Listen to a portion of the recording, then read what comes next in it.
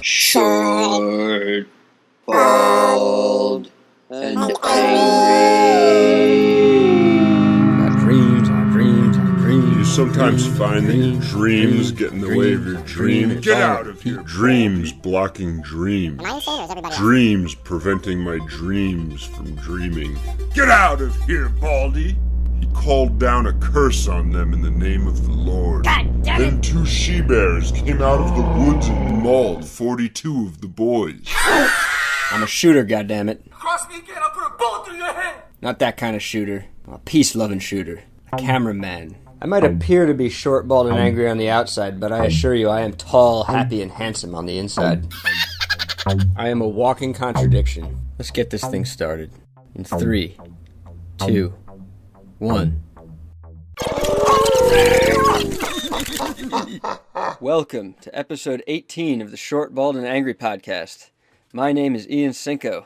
My guest today is Jonathan Linneberry, also known as the Bones of J.R. Jones. John dropped by my new apartment last year, right after I moved in, and right after he got back from a Colorado tour, which included a stop at Telluride. By now I consider John an old friend. We went to college together, and we made an epic music video together. And I also witnessed him and his lovely wife, Lisa, get married. He's primarily a one-man band, but you'd never know it if you heard just like a recording of one of his shows. He sings, he plays guitar, and he drums all at the same time. And I've also seen him use loop pedals occasionally. When I first met him, his music had like a gypsy sound to it, and it included piano and all kinds of weird noise-making instruments. But that sound sort of gave way to a more Delta blues folk-infused sound, and through time has grown into whatever his current sound is, that I'm not going to attempt to name it here, but I did record him performing one song live, which you can hear at the end of the show. Make sure you check it out. Although he's primarily a solo musician, he occasionally allows other people to accompany him. And if you listen really close to the live recording at the end of the show, you can hear someone on washboard in the background. It's actually not a person, it's my puppy Luna scratching on the floor of her crate. And I gotta thank John not just for coming on the show, but for coming on the show the day of his anniversary. Thank you to his lovely wife Lisa as well for allowing him to come out that day. It means a lot to me, you two. For those of you who don't know him, or me, years ago we made a music video together. His song was called La La Liar, and my idea was to bring old black and white skeleton cartoons to life with glow-in-the-dark skeleton costumes. And I spent a year making this music video. John was incredibly patient with me. It was one of those rare and perfect partnerships where he really believed in me and wanted me to do exactly what I had in mind, while of course giving me feedback and sort of telling me what he liked and didn't like as we did it. The time spent making that video, some of the best memories I have.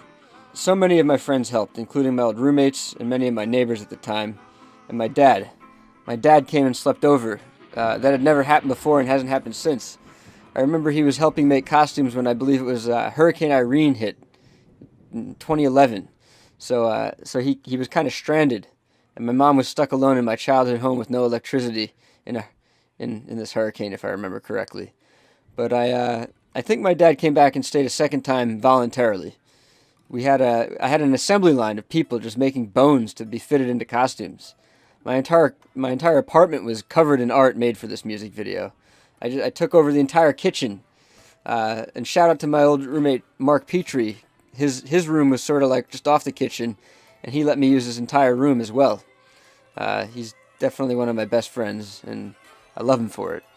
It was kind of madness, but it was totally fun. Everybody was helping out. All my roommates, Atia Newman, Mike Kowalski, Ellie Wisehouse. They were all super kind and patient and supportive. And as usual, I was burning the candle at both ends. I was working a full-time job. I was storyboarding on my commute to work and home, and I was making costumes by night, chipping away very slowly. Ultimately, viewing the video now, it's clear to me how it positions me as someone who might appear to want to be a kind of like Tim Burton, which isn't necessarily the direction I ever wanted to go in. But sometimes when an idea gets in your mind, it totally possesses you, and you just got to do it. And this video I made for John was exactly that. It was just a total possession. The shoot was 2 incredibly intense days. The poor dancers had to get into incredibly uncomfortable costumes starting around 6 a.m.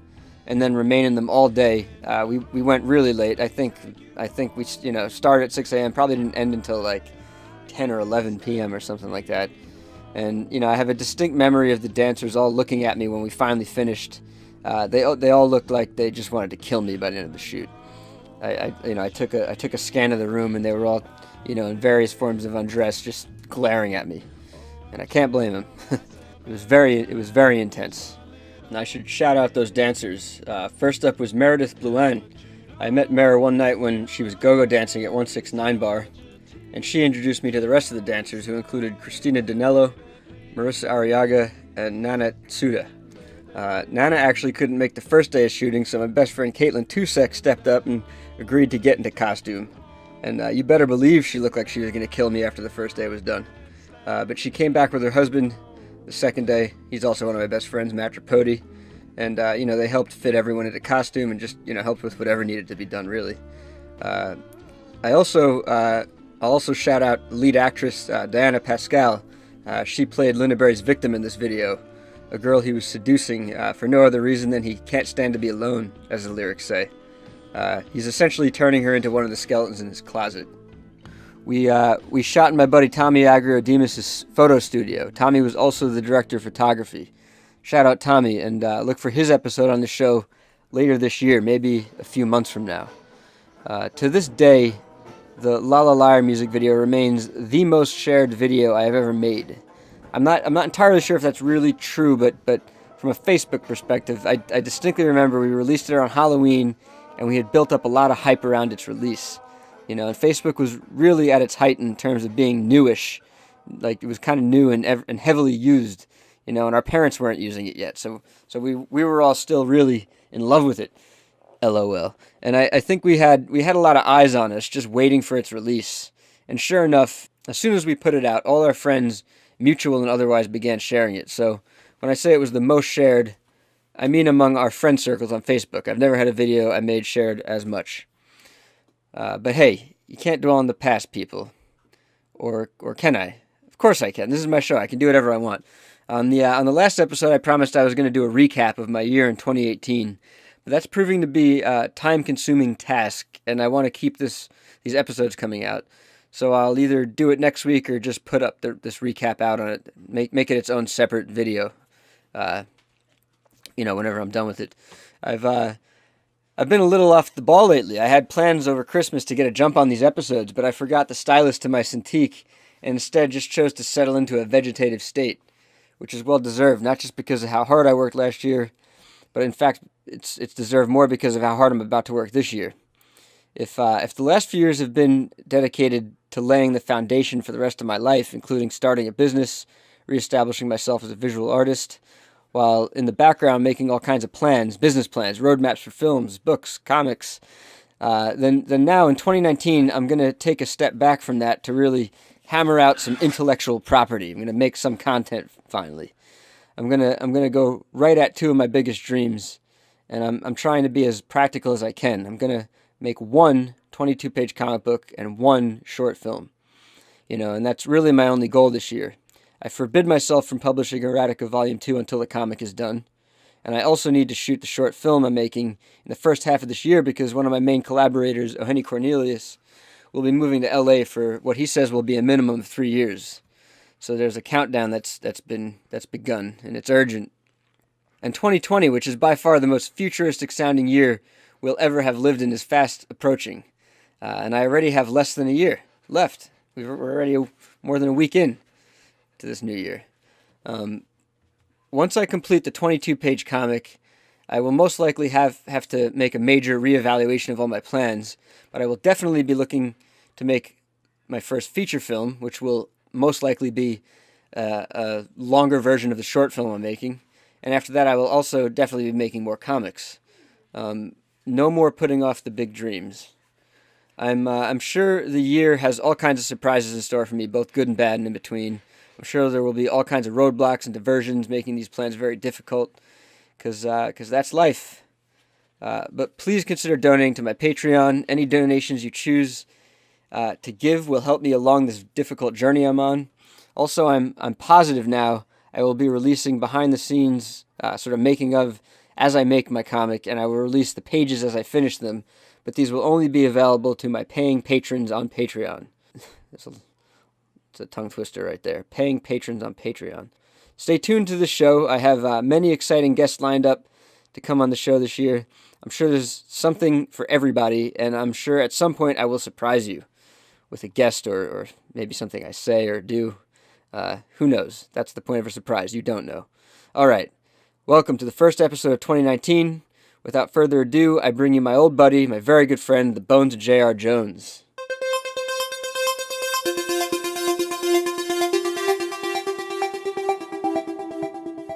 I will use all of it. How you doing, man? Good to see you, brother. Yeah, good to see you too, man. It's been too long. Always a while. It's I know. Stretches. That's how it is. That's a disturbing thing about New York City. You can live literally a mile from each other, but never see each other. You think it's just a New York City thing? I feel like it's adult life. Maybe. Yeah, I guess we're all busy, important people. We Yeah. all got things to do. Well, I know you're important. I'm not gonna say I'm important. No. But definitely busy. Yes. So who are you? Who am I talking to right now? Who is this guy? You are talking to the JR from the Bones of J.R. Jones.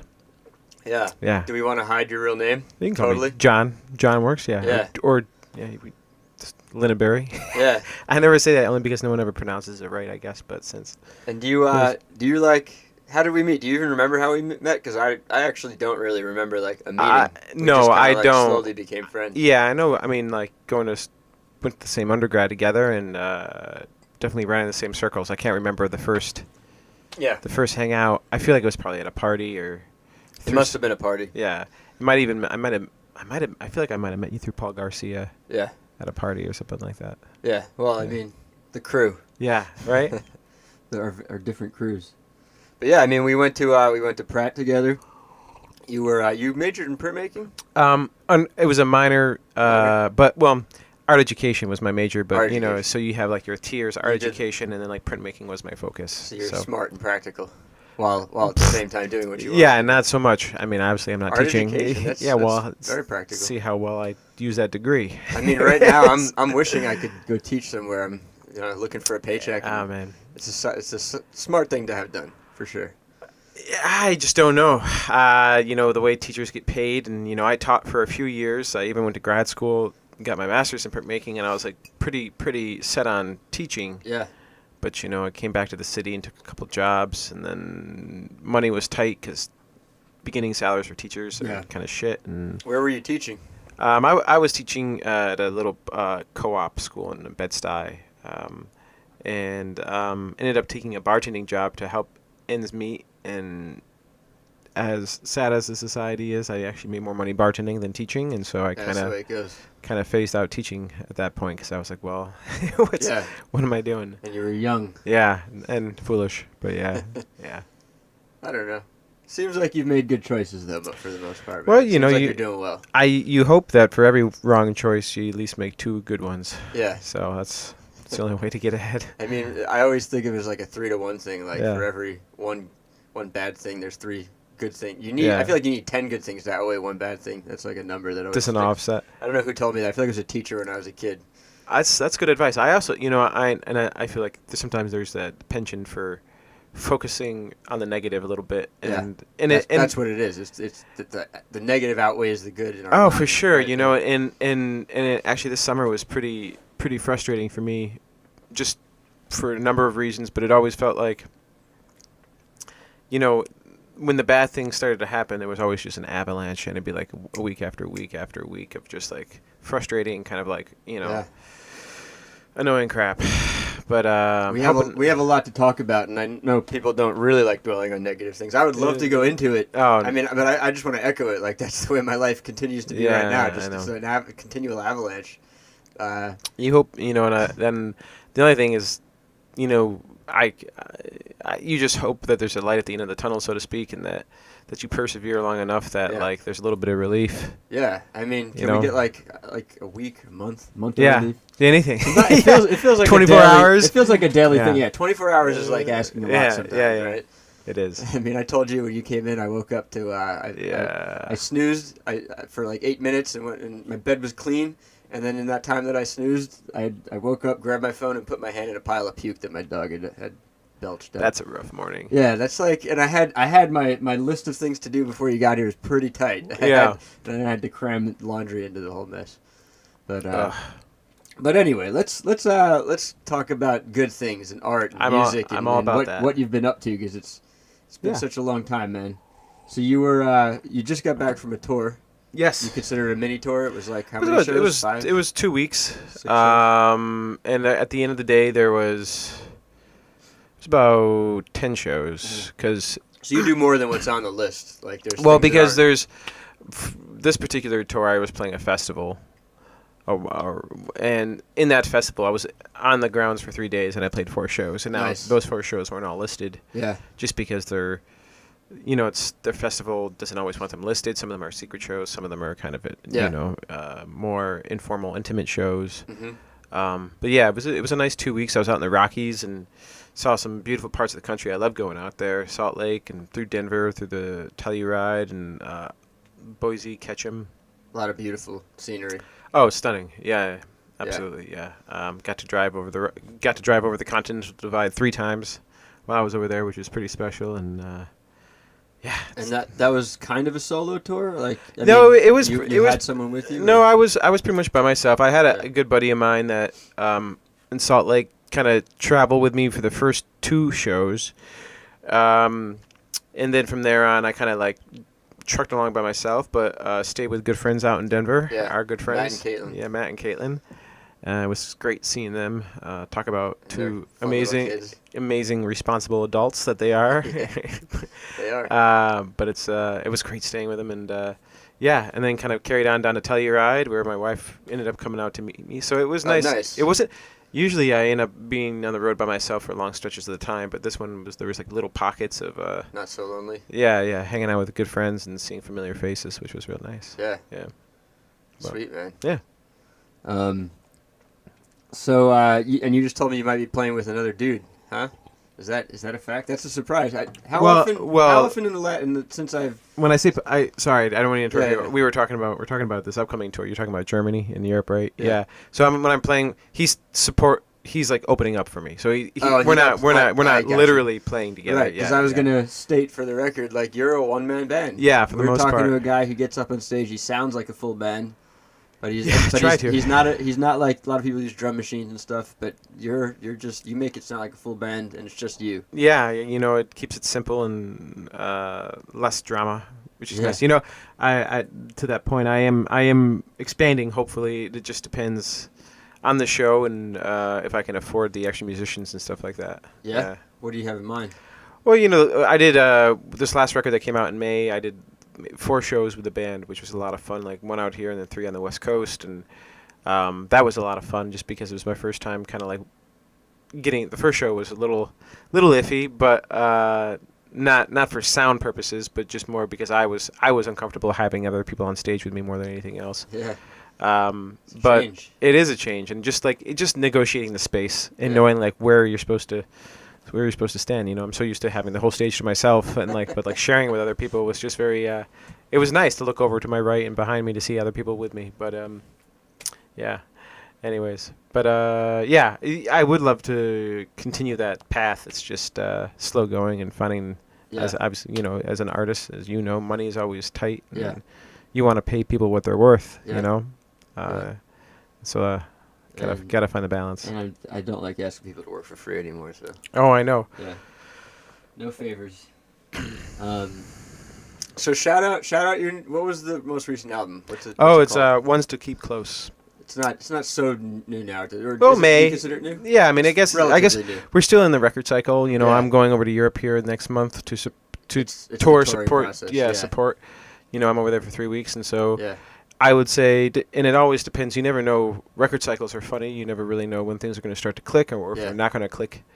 So I would say after this tour, by December, I would say like the record cycle is probably winding down. Right. And, I'm going to hopefully be back in the studio in November to do a little EP just to kind of keep the momentum going. And keep things fresh. Your momentum has steadily been going. It's like, Well, how many albums do you have out now? I have 3 full lengths, 1 EP. You know, and then there's the old stuff that I know that. Yeah, the unreleased gems. Yeah. But yeah, you know, it's. I feel like I just have to keep working, Yeah. you know, or it's the only way to grow. And Yeah. for whatever downfalls or obstacles that are in the way, I feel like the only way to get over that is actually just by working through it. Yeah. You know. Yeah. Totally. That's the only way I know how to live. I can't. Yeah. Otherwise, I just drown. I bet. In the misery of life. Work is a good outlet for that. Yeah. A nice reprieve. But it's you're in a good place as far as being like the solo act that you are, that you don't have to rely on band members to do that, because I feel like that's where a lot of like artists get trapped. They sort of get in like a codependency, and and you don't have to worry about that. You can just keep making your music. That was part of the idea of flexibility. You Yeah. know, I know a lot of friends that are doing really well musically, but they can't. As far as like live shows go, they can't really do much without hiring extra musicians. They can't get beyond. They're so married to the studio versions of their songs that it's tough for them to grow beyond that moment. And the way I approach it is that I always try to look at the live version and the studio version completely different. You know, You do. I try to. You know, I think it makes it special, and sometimes it's a raging success. Other times it's a flaming pile of shit. Do you think that's specifically because you are a solo act and you literally can't do what happens when you produce the album? Yeah, Or, yeah, it's yeah. okay. And I, in some ways, I used to actually really get in my head about that, but I've kind of learned to embrace it a little bit and find the value in it. Yeah. Maybe I'm just No. placating myself. But I don't think so at all, man. But, I think that's really smart. That's and you have the albums are super strong, and then you have a great stage presence and full you. sound and everything. So Yeah. you figured it out. It's working. Thank you very much. Yeah. Yeah, no, I love watching it. Yeah, thank you for playing at that book release too. Like, Oh my lord, that was so much fun. I invited John out to play my book release for Erotica. And, Yeah. It was you ended the night. It was a great night. It was a lot of fun. Everybody kind of evacuated at the end. But, Yeah, no, but it was it was nice and intimate when you were playing. So absolutely. I it was good. enjoyed it quite a bit, and Yeah. thank you for having me out. I'm it was super a grateful. special night for sure. It was a very special night for me, man. So yeah, like what is the Bones of J.R. Jones all about? Is that something you talk about or have like a mythology around? No, I mean, people ask, I guess, and I wish I feel like I should start lying. Because it's fun. It's fun. Yeah, just come up with a clever story. You know, I'll help you write it if you want. Maybe we need to you brainstorm. don't need to give me any credit. I can be a ghostwriter. we'll brainstorm it together. I don't know. I guess I always try to look at it as people. Let me back up. People always assume that it's an alter ego or a character that I'm playing, and that's not what I'm. That wasn't the goal. You know what I was looking for. Is you're pretty earnest on stage. You're not. Like, Yeah, I'm not a character. I guess the way I channel the Bones of J.R. Jones or whatever that is that it's still me, but it's a very raw version of me, a simpler version of me, where it's not. It is it's a release for me. It's not. I take all of the pent up raw emotion that's been boiling around with me and in these songs that I'm performing, and that's what it's about, and that's what the Bones of J.R. Jones is. It's not a character as much as it is a moment and just at that second. Mm-hmm. And tiny little explosions, I guess. I don't know. Yeah, you do. You do explode. You got, and you're gonna play. So check out the end of this episode. He's gonna play a song or two. Absolutely. He does have an explosive voice. So yeah, I mean that's what it is. It's just it's the bone. The reason I chose the name, or not that specific name, but the reason why I didn't want my own name. I didn't want to be John Lindenberry or J.R. Lindenberry or whatever it was, because I kind of wanted that anonymity involved in it. Yeah. And I didn't want. I wanted to keep. Well, then stop saying your name, goddamn. I know, right? I will too. I know. I'll just call you Mr. Bones. Yeah. Didn't want the stage character. Yeah. I just wanted to, I guess I'm rambling now. But you understand what I'm saying? I do, man. I mean, I you have to respect it. But there is a thing where when you do make the stage name, it also like it frees you, right? Like you feel like Oh yeah. empowered to sort of like become, even though you're saying you're not a character, and I agree, like you kind of are yourself when you get on stage, but it frees you in a way. You're not like Oh, for sure. held down by like Yeah, the you fact know. that you had to do laundry that day. You're like you're a mythical character. You are like the Bones of J.R. Jones is pretty mythical sounding. It is liberating, I guess, but yeah. If there's no story, you definitely do need a Yeah, story because it we really do. does sound like I could probably ramble like make up 3 right now. We'll powwow after this. Yeah. So what is your life like these days? I mean, I know you're living up. Are you living upstate? Or are you still? My wife and I, we split time. Yeah. Excuse me. We split time between Greenpoint, our little studio in Greenpoint, and we have a little farmhouse upstate in a town called Delhi. Yeah, it looks dreamy. It's nice. It's cold. Yeah. It's up there, and it's usually a good 15 degrees cooler up there than it is here, and precipitous. We get lots of snow, lots of rain. But I love it. We've had the house now for maybe almost 2 years, and slowly been working on it and renovating it room by room, and it's just been one of the few really good decisions I've made in my life, and I felt really fortunate to be able to do that. Just because it is like when I'm not on the road, when I'm not working on music, it's very easy to fall into like the email hole and just like focus. I'm sure and just like social media and email and social, and like up there, I don't look at my phone. I don't have to check emails. I can just kind of focus on putting up a wall or. Are you two you're doing the renovation yourselves Yes and no. Anything structural. Yeah. I usually try to bring some professionals in. Yeah, smart. Just because I feel pretty competent and confident in what I can do, but when we're taking a load-bearing wall or that kind of stuff, I try to be smart about it instead of no joke and not let my pride get in the way. Yeah. So yeah. Your pride will bring the house. Yeah, I crashing know, down. right? And it's true.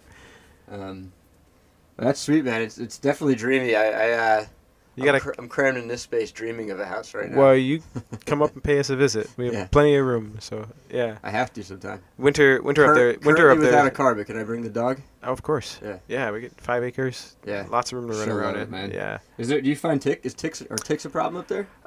They are kind of a problem. They're a bigger problem out in Long Island, I hear. Yeah. But they problem. do exist up there.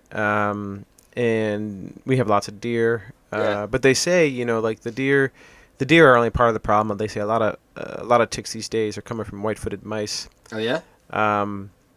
So the rub about that is, you used to think that as long as you keep. That's what spreads them around. It really does. Yeah. You used to hear as long as you keep your grass short.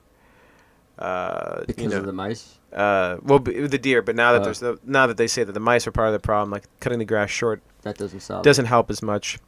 And they can bring them in the house. The now mice can bring them because, in the goddamn house. Yeah. Oh my god. Yeah. We're not safe anywhere. We're not safe anywhere. But and not to tear. So I could talk about ticks for hours.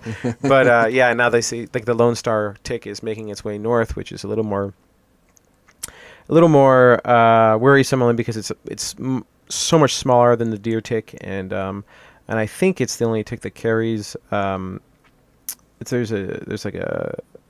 It's not, I don't know if it's a disease. It's not Lyme disease, but it's allergy thing? The meat allergy. Yeah, where you can kind of like, and there's no cure to it, but it doesn't always last.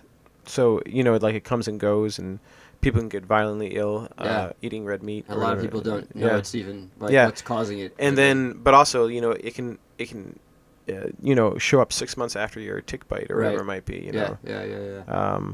And that's not even getting into the whole issue with Lyme disease and what's all that stuff. But yeah. I have never found a tick on me up there. Cool. So, but I also, like Lisa and I, my wife, we're pretty adamant. Like I'm out in the yard doing work all the time, but after a long day, I do a thorough check. Yeah. And I find it both equally terrifying and fascinating. Yeah. The whole tick thing. It's pretty. The terrifying thing is only because foolishly ignorant, I guess, to a sense. Like I check myself. I'm like, okay, well, I'm okay to take a shower and make sure I'm clean. But those little Lone Star ones, they can be so tiny they can look like a head of a pin. Yeah. And so unless you're really paying attention, they can sneak by you a little bit. What's your routine like these days? Are you like writing every day or trying to write? Try, every day? yeah. Writing. It's funny. I think writing every day is a very romantic way to phrase it. I sit down and I play every day. Yeah. And a lot of times I can sit down and play for 5 hours or whatever length of time. And can I see your fingers? Are they like super hard? oh no, it's funny. Like they used to. My left hand's a lot more callous than my right, and I got callous on my right thumb just from picking. But it's I could sit down and play for 5 hours a day, but that doesn't mean I'm writing. I feel like what happens is I will sit and play the same song over and over and over and over So again. at least you're practicing then. Yeah, but it's it's like it even that, or you just kind of like you feel like it's how I write, I guess, and I hesitate using the word write only because like it's repetition. It's how I become comfortable with the song. It's how the lyrics get formed. It's how the melody gets written. So it's like a noodling process. Yeah, yeah. So I never went to music school, and I can't chart. Yeah. So the only way I can write songs is by trial and error. Do you record through that process too? I do. Like I don't like smartphones. Yeah. But I will say that the one joy or one positive thing I've gotten out of owning an iPhone is the voice memo thing. Oh yeah. So you use that. It's changed my life in terms of writing songs. I can record an idea in that moment and always go. And in fact, on the way over here today, I was going back my last 10 voice memos, hearing the songs that I started to write, whether it's just a 5-second little tidbit or whatever it might be. You got to capture them, right? Yeah. They're like little spirits that are going to get away if you don't totally. capture them. And I used to be foolish enough, or my ego got the better of me, where I'd be like, oh no, I'll remember this. Yeah. I'll remember this. And then maybe in our younger years. Yeah. And an hour later, I'll be like, oh, son of a bitch, what was that? It's like dreams. You wake up, and if you don't write them down right away, they're gone. Yeah. Gone. For it's sure. such a wild phenomenon. Yeah. How do you when you script out or think about making videos, how do you approach it? I mean, do you... Similar thing. I mean, I don't use the voice memo as much because I usually just write it down somewhere. Yeah. I keep sketchbooks with me everywhere I go. Yeah. But I'll use voice memos for sure, and it is. I find the process to be pretty mysterious, and I think of it just like I'm catching. I'm fishing. I'm like, it's a river, and I'll get what I can that day, and it's like most of it I'm gonna be disappointed because most of it I just saw it go by. Yeah. And then it's like, oh well. And some not gonna catch up with that. And some you gotta throw back, and some I think this phase I'm in right now, I'm not good at throwing anything back. Like, my book, man. You brought a copy home. It's true. There's a lot. There was one thing people were telling me was like, don't cut this shit out. Yeah. I was like, no, I'm going to use all of it. Yeah. Well, it's good to be prolific. But when it comes to like videos and stuff, no, definitely. You need to throw away the shit. You need to cut out the fat for sure. Yeah. But yeah, man. I haven't been doing as many like creative videos these days though. It's kind of I'm finding it very hard to get to the next phase where like I make the films I want to make, and the music videos are kind of like I'm not doing many of them, as you know. So it's like the video work I'm doing is kind of just like shoot and edit, and it's kind of cold and dry and not particularly stimulating. Yeah. But yeah, I don't know. Do you think a lot about the process of creativity and how mysterious it is? Do you have like a philosophy? Well, there's many questions I can ask around this. Do you have like a philosophy when it comes to your work and or like? No, I don't. I think I just try to be self-aware. I guess I try to anything I create. I usually it takes a lot longer than I want it to, and I always have to after the moment where I get it to a point where I feel like it's recognizable. I step away from it for a long time usually because it's the only way to get sort of perspective, and I usually pass it off to 2 or 3 people for a listen. Yeah. And take their feedback, usually very ungracefully. In all honesty, even good feedback hurts. Right? Yeah. No matter how many times I prepare myself for it, you're like, no, you're wrong. You're wrong. You don't hear it. You don't hear it. But but I'm getting better about it, and also being more confident in my choices. This last record, there was a lot of going into the studio. I was pretty unsure about some of the choices I wanted to make, but by the end of the record, I felt I had made the correct ones, and I'm glad I stuck to my guns. Nice. Yeah. Or do you find yourself Do you find it like it's a battle? Like you're battling the people you're working with? No, not a battle. You know, a lot of it is a collaboration, and Yeah. and I view it as a collaboration. Yeah. And I always take everything they say with heart. You know, Yeah. with weight, and it's and also I respect their view and their talents and their Right. creativity, and so you have to, but even with that, I'm sure, as you know, you got to look at it and be like, okay, well, that's their interpretation of it, but like, what if I'm driving the car, so to speak, like I'm the one that's making the turn, so is it the right turn for me? Is it gonna Yeah. is it gonna push the album where it needs to go, where I think it needs to go? Yeah. So, you know, it's funny. There's never a clear right and wrong. It's always just different, just small aesthetic choices along the way. That's totally what I tell everybody. Like Yeah. because like from a director's standpoint, like even though film is a director's medium and all that, I've slid back in my view of the importance of that role. Like I think it's not that it's not important. It's that it's like, yeah, there is no wrong, and like it's like I see myself psyching people out during the creative process. Everybody, they kind of put you up here while at the same time trying to do things behind your back. Mhm. And it's like, no, like you don't get it. It's like, no, we need to. It's a one mic philosophy. It's like there's a stage, you're stepping up, and we're gonna discuss it, and it's a one mic situation. Yeah. Do that thing, or Yeah. do whatever you think that is, and then I'll give you some notes, and then try it again. And there really, I agree. I like that sentiment. There is no wrong, because I want people to feel confident and like, hey, maybe that wasn't right, or maybe we didn't like it, but it wasn't wrong, and do it again a different way, and it's fun. It needs to. The goal is that it should be fun. Although I'll be honest, it's pretty torturous a lot of the time. Well, yeah. It's funny. The funnest part for me of the creative process is the moment that basically the demo is done. You know what I mean? Like, wait, before- what do you say about it? when the demo is done, it is like the most I am the happiest at that Right, point. right, It's yeah. before I even take it into the studio. It's before Yeah, I have like the final version of the song. It's like I feel that. It's like when the idea is just so fresh and so perfect and so. It's a pure moment because Yeah. you made that song and it's the purest. Then you got to bring everyone else into and it. then like the really hard work starts Yeah. after that. So yeah, but How are you? Do you demo through like GarageBand or what? how yeah, do you do demo. it? I do it through like I said, the voice memos, GarageBand, and then I recently just started kind of playing around with this old Tascam Mark II 8-track recorder. So it's like a little cassette deck type Cool. thing that's got. I have no idea what it is, but I'm sure a lot of audio people would. Oh, it's That's cool. super. I mean, it's old school, but it's really nice. Yeah. It's simple to use, and the quality's great. You get you're recording to tape, which has its pluses and minuses. I love it just So are because. you buying new tapes, or are you just recording over? No, the you old you, ones? you can buy high quality in quotes audio cassette tapes. Like things that you'd put in your tape deck back in the 90s and So stuff you're like buying that. like new ones. Yeah. Blank. Yeah, keeping blanks. the business going. Yeah, for the- yeah. Dolby or whatever they were. If anyone, Yeah. if there's any reps listening, Yeah, they need to right, throw I this know. man some money. Sponsor this guy. Yeah. Would you take that money? Would you take that sponsorship?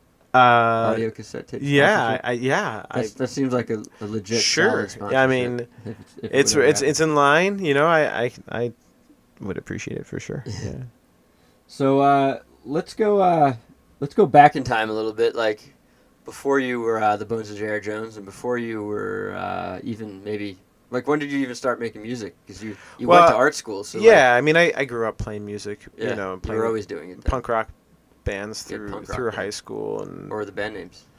oh god, they were so bad. If you don't want to say, you don't have to. Well, I always say, don't say anything you're gonna regret. I don't regret it. I have no regrets because you're young and like and without making those decisions, I wouldn't be here. Yeah. Now, but I feel like we were 13 through 16, Right. 17, 18, and I feel like the band name changed once a year. Right. We were.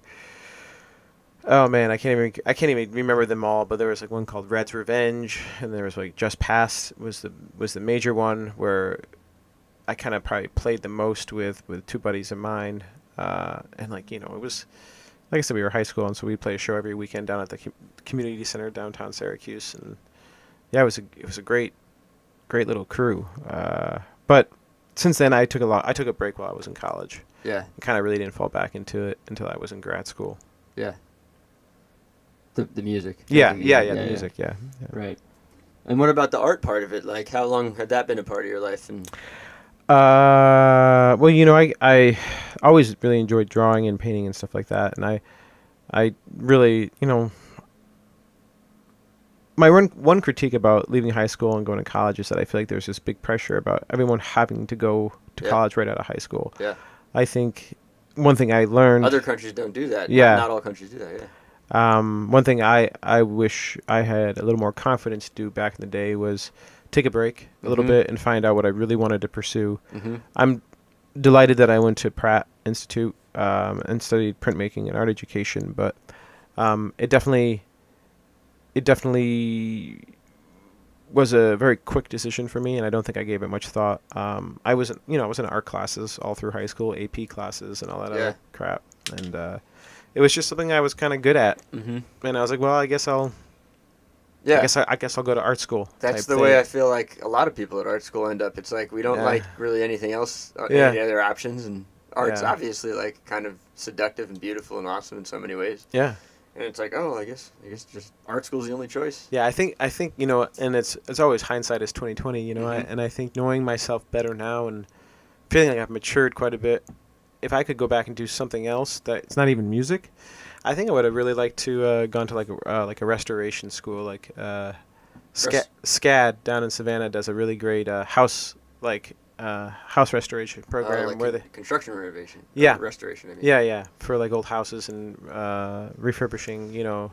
Yeah, you've definitely got you have like a strong aesthetic or affinity for a certain type of aesthetic. Would you say like for sure. You have like a vision of like the house and the home and all that. And, and shares that view. And I'm endlessly fascinated by the science behind it and like just like and just design. You know, I think. What is the science behind it? To you? Well, I just mean like the way it affects us our own psychology. Well, I mean, I'm even just talking about the simple mechanics of it, like of restoring a house, and you know, thinking about how they sealed this floor and what you can do to regenerate it or whatever you want to call it, and you know, thinking. Because a lot of that stuff isn't even around anymore, the materials that they use in terms of preserving things and preservation, and so you have to figure out a way to... Because they were toxic? Yeah, toxic, or, you know, or just don't exist anymore, you know, so... and how to strip it off properly, and I know it's kind of boring stuff, but... I don't know, not to me. And you know, and like all the crap we put on our walls, and like tearing off a wall and seeing like people actually like... insulating their houses with old newspaper and stuff like that. Yeah, you know, it's... Did you find anything crazy in your house renovating? Like something? Yeah, I mean, there's definitely... yeah, I mean, it's all... So some of the house is 130 years old. Wow. And 135, excuse me. And, you know, some of the houses, Latham plaster, and so those walls are always a riot to kind of take open because you really don't know. And it's all like... You see all the old wiring, and you see, like, the you can kind of see how the house was originally designed and the extensions that were added onto it piece by piece and how it doesn't make sense at all. And I people are always cutting corners when it comes to construction. Yeah. My dad was architect, contractor, builder, so yeah, everybody wants to cut corners. Nobody wants to hear the truth. Like sometimes you just got to tear it down. Well, for sure, you know, and that's one thing for all the charm that the house has upstate. One thing that we're learning is that there's actually never a small project. Like anytime you want to do something, you start game planning it and you do the research, and then you realize you have to do like 3 other things before you even get to that big project. Because if you do that one thing without doing the other 2 things, the ceiling in your living room is going to fall down. And basically, that is a metaphor for life. That is, it's true. If I've ever heard one. Yeah. So. So, were you rebellious? But I don't think I was a troublemaker kid. I think I always You're a pretty good kid. Did my best to tell the truth, and you know, I was in the punk rock scene, so I was also admittedly very self-righteous, and And I mean, do you think of that as being like rebelling against the system in a way at all, or was it not even that? You just love the music and you want I mean, I love the music. I think Yeah. that's what grabbed me at first. But Yeah. you know, like there definitely was the message behind it, and I became pretty politically active for a 17-year-old. Yeah. Going to protests and stuff like that, and You were writing. protesting at 17? Yeah, you know, just we would, you know. I don't think I went to my first protest until 19. at I least. was, yeah, you know, we were had a lot of friends that that were in the gay community, and still obviously still do, but you know, Yeah. at that age, it's high school can be really tough, Yeah. and so there was. So you were already sticking up for your friends who were. Yeah, and we started a little collective in school, man. so people could come and feel like they're a part of something, That's awesome, man. and yeah, it was a really good experience, and.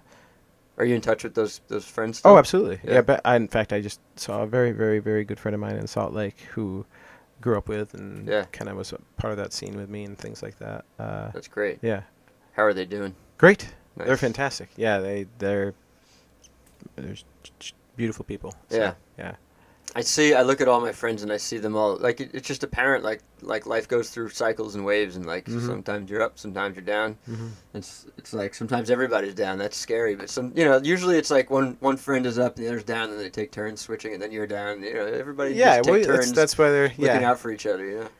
absolutely. That's what friends are for, you know, and yeah, Yeah. absolutely. So life gets hard. Do you think of what you do as it's I know you think of it as art and what you make as art, but do you think of it as, like yourself as an entertainer too? Oh yeah, you know, you're like and that's conscious of that. Like you need to keep people's attention. And absolutely. entertain them. And you know, I also think of it as a business for. Yeah. Unfortunately, I have to, you know, and Yeah. so all those kind of prongs or whatever you want to call it Yeah. are things I weigh Yeah. when making decisions about what I'm trying to do. For sure, you know, Yeah. I have to pay the bills. I want to be entertaining, and I also want to make sure I feel like I'm expressing myself Yeah. in a fulfilled way. Where are you at with the business right now? Like it does seem like I know you've grown a ton since I've It's seen okay, you. you know. It's okay. Yeah. There's always. But if you think to like the last I knew, like the last time we were like really talking closely a lot, Yeah. you know, like you've done, yeah. you've made I've leaps and bounds, right? yeah, you know, it's always not that there's a facade, but it's very easy to like put up something and be like, We see Instagram, right? Yeah. But the business side of things is good. You know, I work with a great team now, licensing team, manager. I have a lot of people in my corner that are helping me make wise decisions, Yeah. and I think that's growth for sure. Yeah.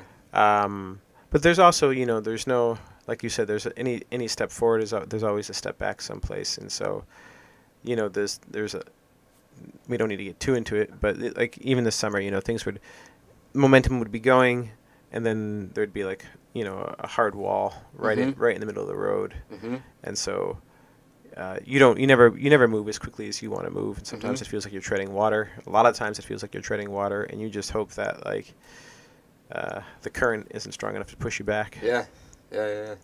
So, you've had music in several commercials, right? Like, Yeah, I've been pretty fortunate. how yeah. many? Maybe I've missed some of them in the recent years too. Oh, I don't. Were there a lot? I or don't know. There's definitely been a lot. Can you list them? Like the big ones, you know, there's Subaru ad, and then Captain Morgan's, and then I've had a lot of luck with TV shows. There's a gym too, right? Oh yes, Equinox Gym. Equinox. You see, you know better than I do. Yeah. I need all my bad bitches down in Equinox. Yeah, it was such a funny commercial. It was awesome though. I mean, your music. Yeah, our friend Jed tried to get your stuff in a commercial. Oh, one did time. he? Yeah. I didn't even know that. It got. I don't. Yeah. Yeah. He did. I don't remember what happened, but it did. Oh man, Maybe the he whole does thing didn't he does work an out, but- I mean he does amazing work anyways. Like, Yeah. It'll happen. Yeah, you know, yeah. there's people out there rooting for you, man. Yeah. I mean, I really. Tripodi was just saying like he thinks of you as in a place where like you're really like you could potentially just like pop off right now. It's like, Or just or there's always crash and burn There's always miserably. Yeah. the river Yeah. at risk of washing you away. Yeah. But yeah, I mean, it's apparent to me, it's apparent to him, it's apparent to a lot of people. You see you perform, and it's like other people are successful, and like your show is way better. You're an amazing songwriter, and you're just a phenomenal dude. Well, I think anybody, not even just in the art world, but even in the whatever world you run in, talent, and I'm not saying I'm super talented, but It's talent, not necessarily the thing that gets you. yeah, anywhere. it's never. Yeah. It's always who you know, Yeah. and the luck, the moves you make, luck, the network. Yeah. You know, like It is. It's like a perfect storm of things. It's not. yeah, it's never really any never one one thing. Yeah. And you just hope that you're standing in the right place at the right time. Yeah. I do think of it as like momentum and like like this whole storm. Like it's Yeah. not. It's never.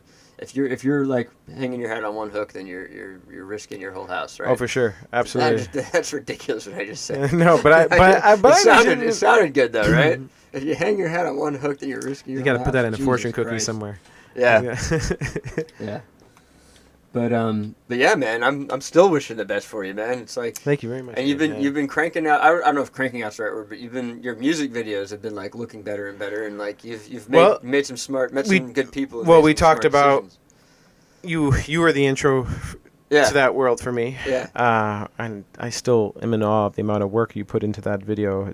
I can't tell you how many people still talk to me about that video and are in awe of that video. It's a high point for me still. Yeah. Yeah. I need to like move on and make something better than it. But like, Well, I it's mean, just when we put it out, like Yeah. the response, like I've never had anything shared as much as that was shared. People loved it. Yeah. it was amazing. Yeah.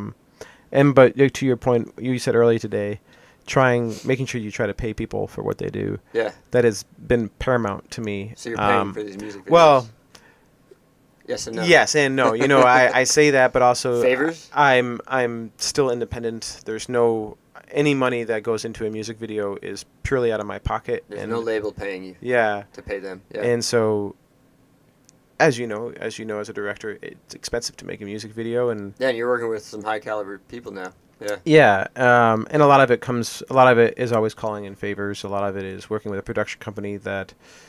What we try to do is, you know, they're doing a bigger shoot where they have a camera on rental, but they have it for an extra day. So what do? We try to tack on that day. That's how All Expanded has been doing it. I thought they Yeah. owned their own stuff too. The last one, I don't want to get into the details of it too much because I'm sure I will say it wrong. But Yeah. my understanding was that it was like they had a bigger client. Yeah. And they happened to have the equipment for an extra day. Yeah. And so it was like, okay, what can we do in one day? How quickly can we do this? Nice. Yeah. That's awesome. That's what you have know, to do. because equipment rental is the biggest thing, and you know you Yeah. pay basically the directors are the only ones that really work for free. I probably at the end of the day because you try to pay the DP and all the Yeah. crew. Thank you. Yeah. That's what I was looking for, and the actors where you can, you know, Absolutely. and usually it's just you and the director like, okay, well, There's the one video. Forgive me, I don't remember the names of songs. That's okay. I rarely do. I can Yeah. never put songs to the name to the song. But there's the video where you're in the water, Oh yeah, and it's like that could easily have kind of just stopped with you and the one guy. It was beautiful, but then it's like you pull back, and not that you shouldn't have done it, but then there's Yeah. like a lot of people. yeah. It's like, that was which that is was a great ending, but again. but that, you could have cut that corner, cut out Yeah. all those people. I But what a great shot! It was- Everybody standing in. Is it a river? What is that? It's a river down in Austin, Texas. Yeah. And it that was again good people, Yeah. good friends calling in favors.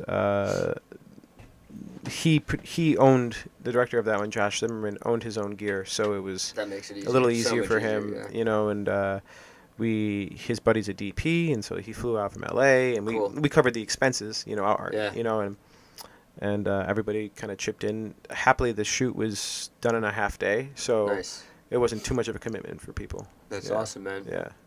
And I want to talk about the content of the videos, but I also just want to mention. Did you know that Bratz who choreographed that video? That's she's a friend of mine. She choreographed. Her and her friend Girdley, their Queen moves. They were in Top of the Game. O'Henry's No music video. way! Yeah, it's a Bratz- small world. We're all terribly. it's the yeah. creative worlds It's true. all cross over. Like you're always likely to run into people. That's and- awesome. I didn't meet Brat until the day of the shoot, and she's just amazing. Yeah. She's unreal. Yeah. Yeah. And, like her movement, and she's so enthusiastic about it. It's captivating. Her and her partner Girdley. Do you know Queen moves? Are you familiar with her thing? Yeah, I'll no. tag you in their thing. Okay. They're making Queen moves. They really Yeah. are. Like when I met them, they were kind of just getting started. Like taking the dancing like to the next level. Yeah. And they've come a really long way. It's amazing what they awesome. do. Yeah. How'd that project come about? Like, what was the collaboration like on that one? I worked with director Tobias, who's affiliated with All Expanded, and yeah, I was gonna say because I remember seeing All Expanded push that out too. And Emmy, who's the producer over there at All Expanded, is such a generous, wonderful woman. And I reached out to her and I was like, hey, this is my budget, X dollars. What do you think? I want to work with you guys again because they did Bless Your Soul with me. And I was like, what do you think's possible? And obviously the crew had changed a little bit because Stuart and Duncan was in Germany. Stuart's working on huge, wonderful projects now. And so she's like, oh, I got my buddy Tobias, who is a director, budding director, and loves your music. Let's do something. And so we kind of I met with Tobias and kind of like ran through some ideas. And he's like, what if it's just about people like just exploding from the music, like feeling like just dancing, aggressive, not aggressive, just like having the music be contagious. And we kind of just grew off that idea. And like the music is a disease. Yeah. You catch. Yeah, and I would love to actually like it's such a fun concept. I'd love to do it again and take it even further. You know? And like I think there's no shame in like honestly, when you're doing music videos and you want to like repeat and you go for that the criticism, you get the criticism from your friends. They're always going to say you already did that, you can't do it. But I disagree. I think it is totally okay to repeat yourself. Oh, for sure. And I think take it further. Take it further, yeah. Because I mean, hopefully someday there will be a bigger budget and it can like really consume the screen. You know what I mean? Yeah. Totally. That's the idea. That was a very well shot video. That consumed the screen to me. I don't. Yeah. There was also. I like where you're going with that though. Yeah. Let's consume the screen. But it was very well done, man. Yeah. Well, I was. Tobias was great, and Alberto was the DP on it or whatever, and he's just. I actually coincidentally worked with him on a different music video, which. It's just like you said, small worlds. Yeah, totally. You know, like you'll run into everybody again. Yeah. The people who really want to do it, they're going to keep doing it and keep coming around, right? Mm-hmm. And and that's what's fun about it too. It's like you all cross pollinate. You know, it's beautiful. It's cool seeing that happen. Well, you try to. I'm a big fan of rising tides raise all ships. You know, so you try to help everybody out. And lift yourself up at the same time. Yeah. And then I want to say something when the tide goes back out again. I don't know. I don't know anything to say about it. just be there, looking out for each other. Yeah, exactly. Get ready for when the tide comes back in. Yeah. Yeah, I know we're going to run out of time soon, so I want to make sure I'm squeezing in all the things I want to say. What's up? Like I don't have my glasses on, but what do I want to talk about? Did we talk about all the music videos? Pretty much. I think so. It's called the Short, Bald, and Angry Podcast. I ask everybody what makes them angry. Is there anything that gets you particularly angry, or in a big way, small way? I wish I had prepared for this question, because now that I'm on the spot, I can't think of anything. I realize how hard of a question is to answer on the spot. There's plenty of things in this world that make me incredibly angry. Yeah. Little things, but also giant things. The news is always angry. Yeah, well, that's the easy one. The news, and also how. I think it's not the easy one. It's the easy one to just shout out, but then when you start digging into it on an art and entertainment podcast, I'm not really reading the news, so I'm not very well qualified to talk about what's going on. I listen to the news every morning, and it's always. What do you listen to? Oh, just NPR. You know. I haven't been able to listen to NPR at all in years, but I do try to listen to Democracy Now. Like get the Amy Goodman War and Peace report. Yeah, that's a nice little. Quick. I'm not familiar with it. I guess I should give that a listen too. I think what angers me most is how lazy people are. And this is a bigger thing, but how quickly people are and how eager they are to blame other people without any sort of self-reflection. And I see it a lot in today's society, unfortunately. And I am not perfect by any measure of the word, but, I try to, before I take any action or take any judgment, I try to read myself, in my opinion, and saying, what baggage am I taking to this? Why do I feel this way? Instead of just being purely reactionary. And I see a lot of people being reactionary, and I think memes are the devil. I can't stand people boiling down a political issue or memes of the devil. Yeah, I think because all it does is perpetuate such a silly, stupid point of view of the world. You know, like I do agree. I love them. I think so. I think there's fucking entertaining. There's funny ones where I get, but like Yeah. when political ones, it's dangerous when we're talking about serious because issues through memes. because people think like somehow are maybe so many ways you can blame other things, but you can anyone that looks at two sentences and thinks that is the issue and thinks it is just as simple as that. I mean, I'm always so bewildered by their thought process. Oh yeah, I know. And I get you, man. so that really pisses me off to no end. Also, fuck memes. Yeah, fuck memes, and also people that drive in the left-hand lane when they're not passing anybody. That really fucking chaps my ass. You mean like a highway? People Yeah. driving slow in left-hand lanes? I drive everywhere. Oh, yeah, and I try to be the most conscientious person out there. I'm on the with. road. Oh my god, I get the rules of the road. Yeah. I understand that. And, Maybe like were you just not taught? Are you falling asleep? What is Yeah. wrong with you? And they're always from Florida. That's what I notice. Yeah. It drives me nuts. I'm not gonna make any generalizations on who they are, but I've noticed. No, I'm gonna since we're going down this road. Fuck Florida too. Yeah. No, we're just making jokes. We're just joking. Yeah. John, I know John loves Florida. I have family He in loves Florida. Florida. His I dad, do. your dad lives Yeah, in Florida. He does. Yeah. Yeah, he Naples. does. Yeah, Yeah. Fort Myers. Fort Myers. Okay. Yeah. Cool, So, man. Yeah. His address is no. Yeah, it's funny doing a podcast. You really do have to be careful about what I you know. say. And I'm afraid it hasn't happened yet. I'm afraid there's going to be one where somebody's like, "Oh, we got to edit that out after I put it out." You know, I feel like it's inevitable. But so Wow. far we've caught everything before it Yeah. happened. You know. So you're like a pretty self-motivated dude, right? There's nobody lighting a fire under your ass. Nobody's like following you around and telling you got to do. You just got, if you're gonna do what you got to do, you got to do it yourself, right? Yeah. Yeah. I think I guess I never really thought about it that way, Yeah. but yeah, you know, there's nobody, especially, I mean, it's one thing to work for yourself, you Yeah. know, it's like the job's never over and you there's no one going to do it for you. No one cares about it like you care about it, and Yeah. no one's going to you hope that you hire people, you hope that you work with people that have a common goal. Mm-hmm. You know, but it's not their baby. Yeah, It's not you their- want them to care. No one's Yeah. ever gonna care as much as you. Yeah. Yeah, it's totally Yeah. true. But so but the common goal is a tricky thing too. Yeah. because I've had so many moments where I actually like I'm not an over explainer, but I do explain what I think needs to be explained, and I write and I do whatever I think needs storyboard, whatever it is. Mhm. And with all of that, still at the end of the day, someone else actually has a totally different idea, and it always blows my mind how different the ideas can be. yeah, it's like how can people take such different endings from the same amount of information? Yeah. It's crazy. I don't. It's like kind of beautiful that we all make, like when you make a video that it all comes out cohesive in the end. Yeah. But yeah, then again, yeah, even just Well, the that's- way people interpret it is like Well, now everyone's interpreting Oh it. yeah, I differently. know it. And it's but it's funny you say because I remember like going into a storyboard meeting about a video. I'm like, okay, we're totally on the same page, 100%. Yeah. And then you get to like set, and you're like, Yeah. what is going on? This is not what we talked about at all. Yeah. But it's always come out for the best at the end of Yeah. it, for sure. Yeah. I mean, that's the approach I take. It's like when someone says, like, yes, we're on the same page. My response is always like, no, we're not. I guarantee you, we're not. Yeah.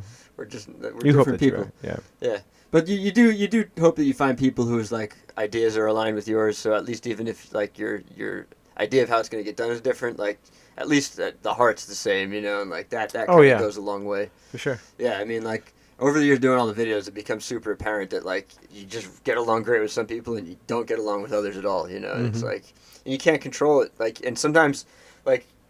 I'm not calling anybody out right now, obviously, but like sometimes I've really wanted things to work out, you know, and they just don't. Like I just keep trying and trying. It's like no. In the end, it's like an intuitive. It's unspoken. It's intuitive. It's like things that you can't control or like even explain sometimes, you know. Or you can, but we're not going to call them out on the show. Yeah, I wish that this could be like an even more open thing. I love this podcast, but. One of the reasons I started doing it was because I started interviewing people as I was writing movies, and they were like the conversations were fucking phenomenal.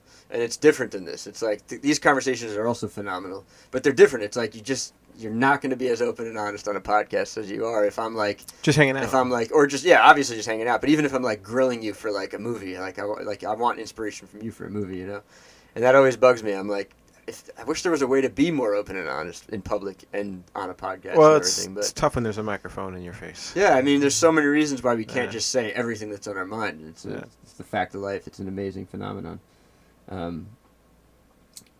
Do you think of so I already asked you the entertainment and art thing. Do you think of what you do as being like? Do you think of yourself as a brand and what you do as a brand?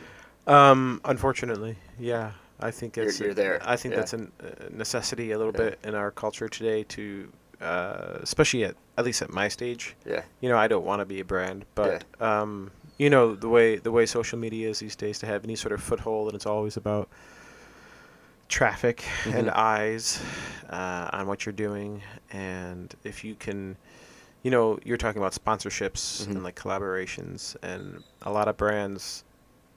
It's tougher and tougher to make money doing what we do on a creative level, and so if you can find a brand that at least in some ways echoes your message to even a small measure of the word, you know, you have to kind of be a brand as well. You have to. You're cross branding. Yeah, you have to play the game, and whether you want to or not, I think. And it's funny because I always think people become artists because they don't want to play the game. They, you know, at a young age, we see the system, we hate it, we want to rebel against it in some way, and then we become artists. And then slowly we all have to come to terms with the fact that we live in a corporate oligarchy on this planet. Yeah, but you know, but the thing entire is, planet. absolutely. But you know, like we were saying, even the art world, which is not corporate, so to speak. Well, there's like the corporate part. Yeah. Corporate part, yeah. You know, it is you're branding yourself. I mean, it's I don't want to oversimplify it, but any of the major galleries, any major artists, you know, they're known for one thing. It is what they do. Like you think of big names, and you know, you can think of 2 or 3 iconic pieces, and the major galleries, you know, they perpetuate that. So I think everyone. That's a thing unto itself. When something becomes successful, then everybody who's trying to make money tries to copy it, and then all the people who are trying to make art are put in positions where now we have to consider, do I really want to go down that path or not? Right. But the branding thing is, I think it's easier to get over than some things that I get hung up on. And yeah, I also think of myself as a brand. But and I think of everything as a brand too. Like this podcast is unfortunately a brand, and I gotta probably start all the channels for this eventually. And like literally everything is a separate brand, really, that you start. Absolutely. Yeah. So you're with me on that. It's the world we live in. Capitalism. Yeah. Yay. Yeah. So, as a guy who just admitted that he does get angry at stuff, do you have any ways of coping with that anger? That are like, No. I'm assuming maybe the music is one way. No. Yeah, I guess so. But my music is much more personal than my anger. My anger is very broad. And usually my songs are at least semi-autobiographical and based on experience. And so I try to limit a lot of my anger. Yeah. Or don't let my anger into my writing, I guess. Yeah. Because I don't want to sing about that stuff, you know. Oh yeah.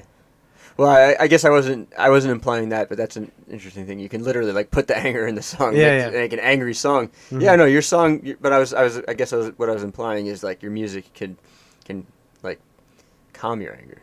For sure. Think I could be angry, go to your show, and come out like Yeah, no, right, absolutely. got And some like, fresh air. it is like I said earlier. It is definitely a release, and any of that pent up aggravation, rage, whatever you want to call it, is definitely, especially during the live show. Yeah.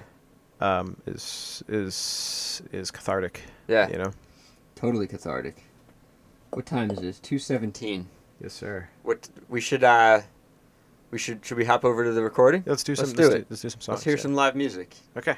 Or live from me. Yeah.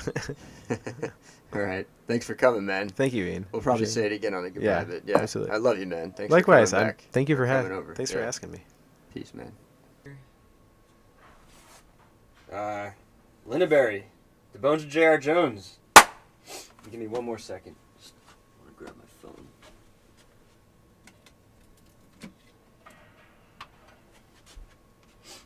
Good. Let's do it. Go for it.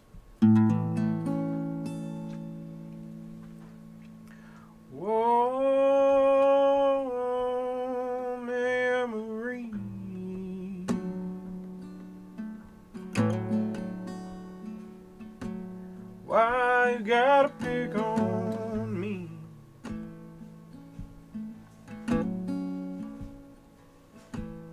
'Cause all my convictions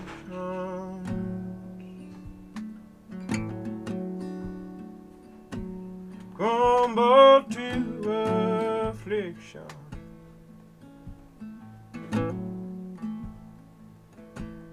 I count his empty bottle,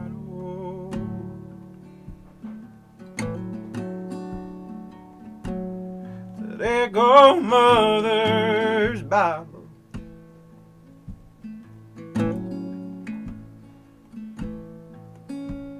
Well, I am lost,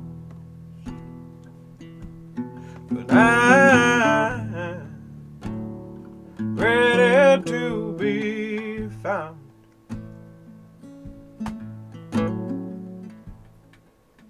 Sweet woman, take me home.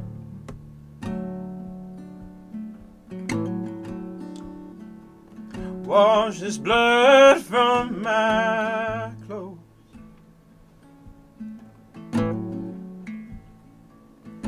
Won't you watch over me?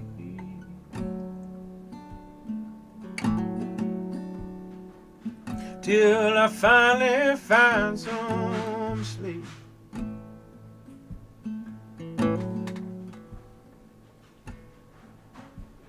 Well, I am lost, I'm ready to be found. I'm lost, I'm ready to be found.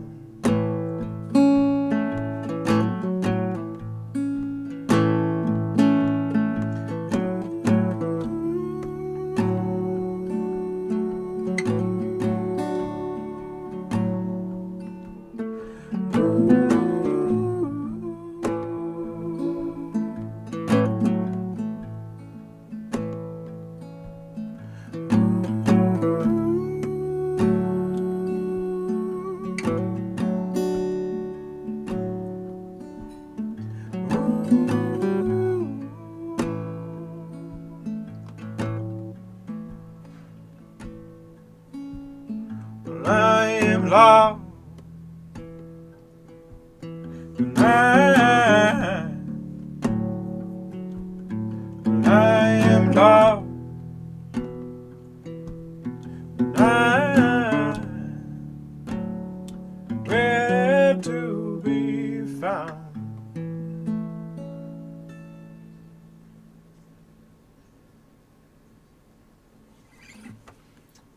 What's the name of that song? Sinner song.